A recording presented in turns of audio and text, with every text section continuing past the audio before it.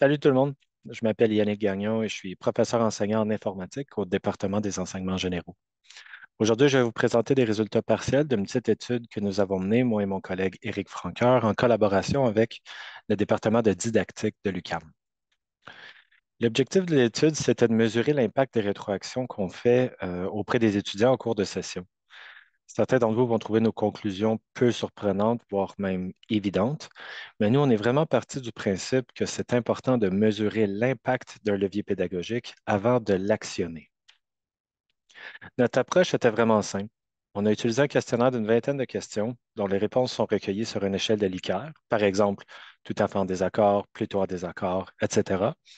Et les questionnaires ont été remplis par les 83 étudiants des cours INF 130, INF 136 et TCH 017 à l'automne 2023. Même si le questionnaire comportait une dizaine de sections, il y avait vraiment trois grands thèmes. Le premier, c'était la compréhension des rétroactions, l'engagement qui découle des rétroactions, puis l'usage des rétroactions. D'abord, on a constaté qu'il y avait environ autant d'étudiants qui disent bien comprendre les rétroactions qu'ils reçoivent qu'il y en a qui disent ne pas comprendre les rétroactions qu'ils reçoivent. Ça veut dire que l'enseignant prend la peine de faire des rétroactions, mais que celle-ci n'atteint pas la cible une fois sur deux. Ensuite, la moitié des étudiants nous disent que les rétroactions les incitent à s'impliquer davantage. On peut supposer que ceux qui sont en désaccord sont disproportionnellement ceux qui n'ont pas compris le sens des rétroactions qu'ils ont reçues, comme on a vu à la question précédente. Ça, c'est particulièrement intéressant parce que nous, on a démontré dans une étude passée que l'engagement est un facteur déterminant dans la réussite du projet d'étude. Finalement, et heureusement, les étudiants disent qu'ils utilisent les rétroactions comme guide pour corriger leurs apprentissages.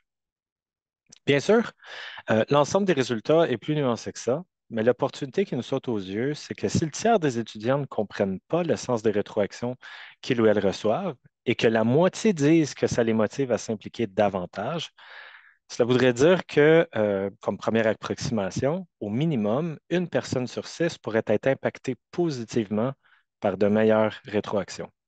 On soupçonne que c'est beaucoup plus que ça, mais c'est assez rassurant comme limite inférieure. Pour conclure, sachant que les rétroactions peuvent améliorer le sort de nos étudiants et étudiantes, on peut se demander si toutes les rétroactions sont égales. Autrement dit, c'est quoi une bonne rétroaction?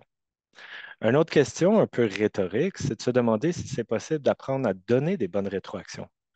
La réponse, c'est que, bien sûr, oui. Sur ça, je vous invite à visiter la page Moodle du Bureau de soutien à l'enseignement qui contient une mine d'or d'informations pour vous aider à améliorer vos propres rétroactions. Merci beaucoup. Bye bye.